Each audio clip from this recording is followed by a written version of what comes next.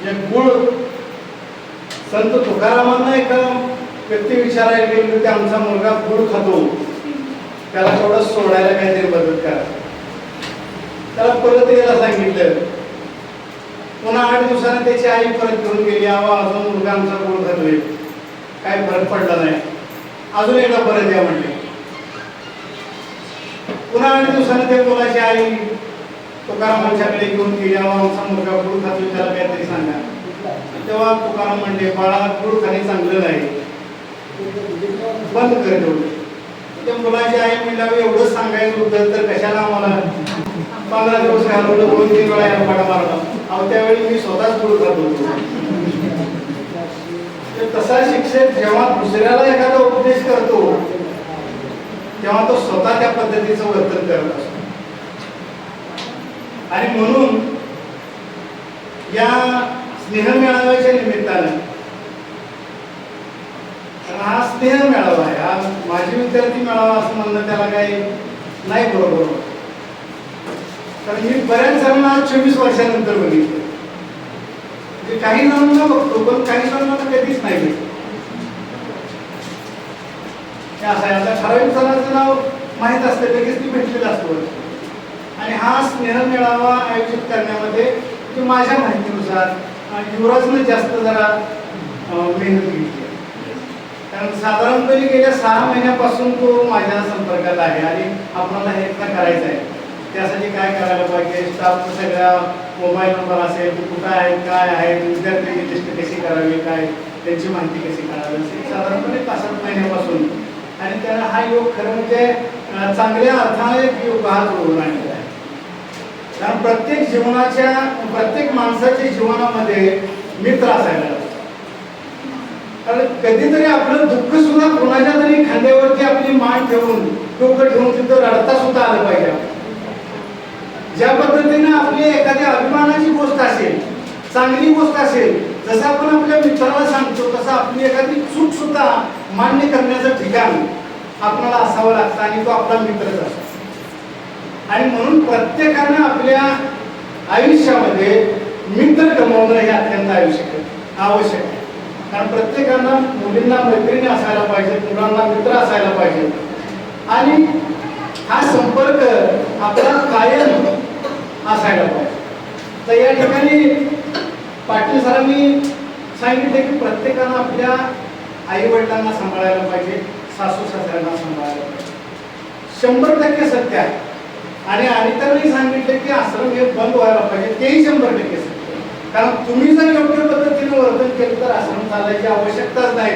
ते आश्रम सुरू करणं, वृद्धाश्रम, ही काही चांगली गोष्ट आहे असं नक्कीच नाही. आणि मुलींच्या बाबतीत एक फक्त त्यांना असं वाटतं की माझ्या बहिणीनं माझ्या आई वडिलांना जसं सांभाळावं असं वाटतं तसं आपण आपल्या सासू सासऱ्याला सांभाळावं, दुसरं काहीच नाही. माझ्या बहिणीनं माझ्या आई वडिलांना कसं सांभाळावं वाटतं तसं आपण फक्त आपल्या आई वडिलांना सांभाळायचं. म्हणजे वेगळं काहीही करण्याची गरज नक्की अनाथ हे वृद्धाश्रम बनतो. प्रत्येक मुलानं आपल्या आई वडिलांना दैवत मानून त्यांच्या शेवटच्या श्वासापर्यंत त्यांची सेवा करणं. आणि प्रत्येक मुलीनं आपल्या सासू सासऱ्यांच्या, आई वडिलांच्यावरती प्रेम करताच तुम्ही, परंतु आपल्या सासू सासऱ्यांच्याही शेवटच्या श्वासापर्यंत त्यांना सेवा करणं त्यांची आणि त्यांच्यावरती प्रेम करणं हीच खरं तुमच्या जीवनाची कमाई आहे. जे सहज आपण गावात ऐकतो, त्या अमक्याचा मुलगा बघा की त्याच्या मंडळीनं आणि त्यानं त्याच्या आई वडिलांची इतकी चांगली सेवा केली, एवढी कोणीच केली. किंवा एखाद्या मुलीचं नाव घेऊन सुद्धा म्हटलं जातं की या मुलीनं आपल्या सासू सासऱ्यांची इतकी चांगली सेवा केली, म्हणजे अशी सून सगळ्यांना मिळावी, असा मुलगा सगळ्यांना मिळावा, तो आपणच असावा. अशा प्रकारचं वर्तन आपण या ठिकाणी ठेवायला पाहिजे. प्रत्येक माणसाला आपणाला आपल्या जीवनामध्ये कुणाला आयुष्य किती आहे कुणालाच सांगता येत. आणि भाग्यशाली आमची टीम सगळी आज तुमच्या समोर उपस्थित आहे. की बऱ्याच वेळेला खंत वाटते एखाद्या ठिकाणी गेल्यानंतर, असं होतंय की आपले सहकारी तिथं नसतात. ते कामाच्या निमित्तानं नसणं वेगळं आणि आज नसणं वेगळं, पण आम्ही त्याबद्दल म्हणजे भाग्यशाली आहे. 24 वर्षानंतर आम्ही सगळे व्यवस्थित या ठिकाणी तुमच्या कृपेनं या ठिकाणी उपस्थित आहे. कारण तुम्हाला आमची आठवण आली हे सगळ्यात मोठं आमचं भाग. कारण आठवण येणं याच्यासारखी मोठी गोष्ट आपल्या जीवनामध्ये कोणती नाही. कुणीतरी आपली आठवण काढतंय यापेक्षा चांगलं काय असू शकते जीवनात. आणि म्हणून प्रत्येकानं आपल्या जीवनामध्ये यशस्वी तर तुम्ही बनलेला आहातच, क्षेत्र वेगवेगळं असू शकेल. काही गृहिणी असतील, इंजिनियर असतील, डॉक्टर असतील, अभियंता असतील, उत्कृष्ट शेतकरी असतील, उत्कृष्ट राजकारणी असतील, काही असेल क्षेत्र. पण ज्या त्या क्षेत्रामध्ये तुम्ही कारागीर असायला हरकत नाही, बिघडत नाही.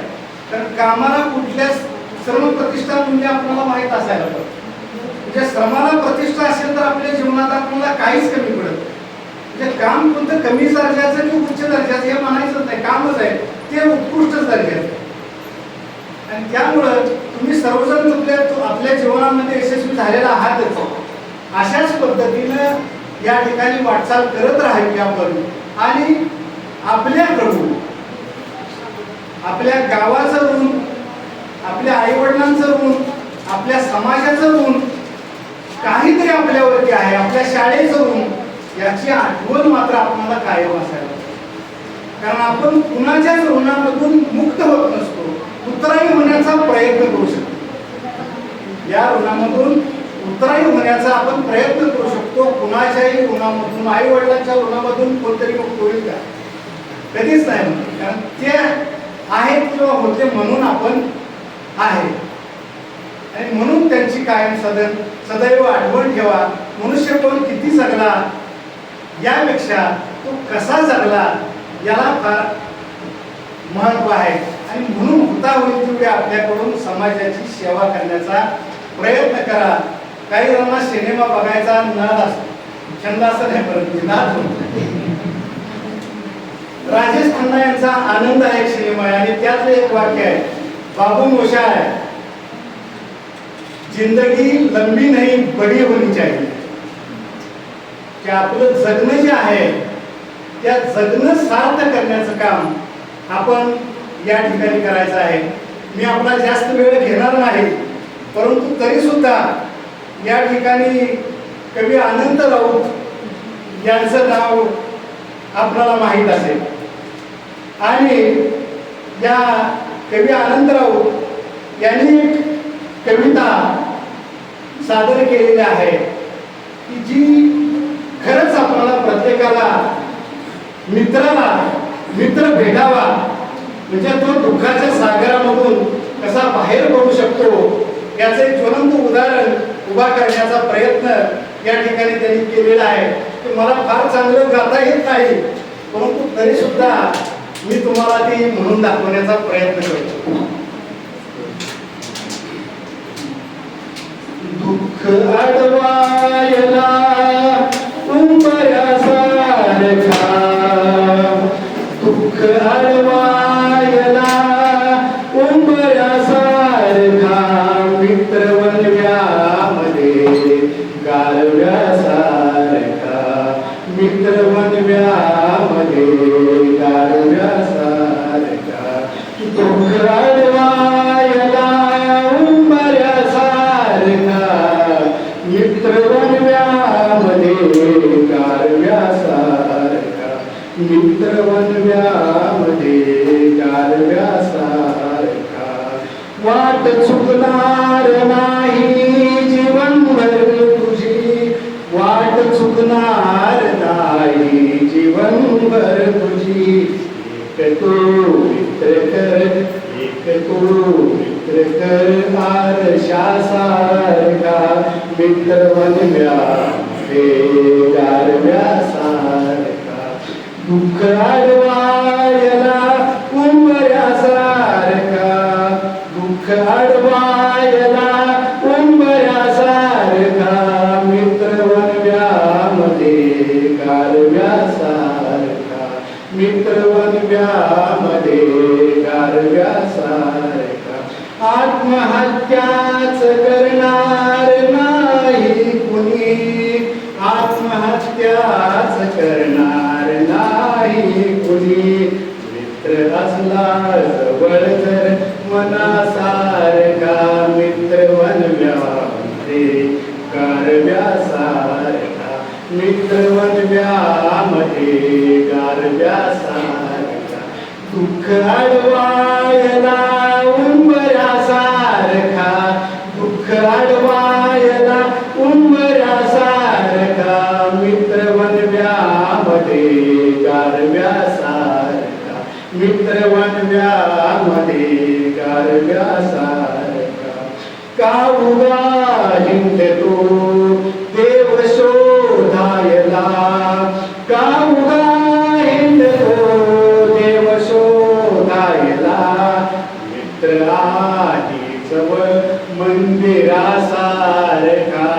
मित्रवनव्यामध्ये गारव्यासारखा मित्रवनव्यामध्ये गारव्यासारखा दुःख अडवायला उंबऱ्यासारखा दुःख अडवायला उंबऱ्यासारखा मित्रवनव्यामध्ये गारव्यासारखा मित्रवनव्यामध्ये गारव्यासारखा दृष्ट लागू नये वेदनेची तिला दृष्ट लागू नये वेदनेची तिला मित्र डोळ्यामध्ये काजळासारखा मित्र डोळ्यामध्ये काजळासारखा दुःख अडवायला उंबऱ्यासारखा दुःख अडवायला उंबऱ्यासारखा मित्रवनव्यामध्ये गारव्यासारखा मित्रवनव्यामध्ये गारव्यासारखा जाळताना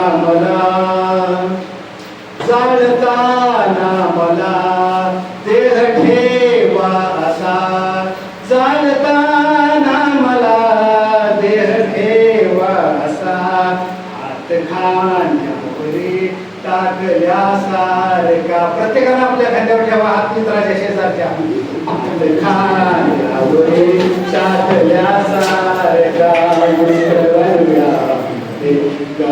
गारव्यासारखा दुःख अडवायला उंबऱ्यासारखा दुःख अडवायला उंबऱ्यासारखा मित्रवनव्यामध्ये गारव्यासारखा मित्रवनव्यामध्ये गारव्यासारखा. धन्यवाद.